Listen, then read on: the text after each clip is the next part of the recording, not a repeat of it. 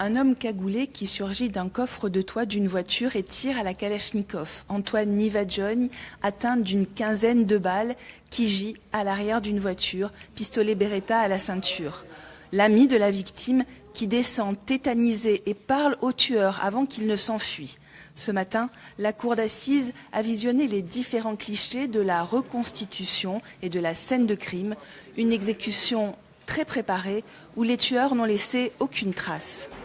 Concernant l'assassinat d'octobre 2010, il n'y a aucun ADN qui a été retrouvé sur la scène de crime, mais il y a différents prélèvements sur des scènes annexes qui nous ont été transmis, et notamment un appartement qui aurait pu servir à la préparation des faits, et dans lequel on a retrouvé plusieurs ADN. Dans l'appartement qui aurait servi de base d'observation au commando, l'ADN d'Antoine Mondologne, condamné à 20 ans de prison en première instance, est retrouvé dans les toilettes et sur la fenêtre.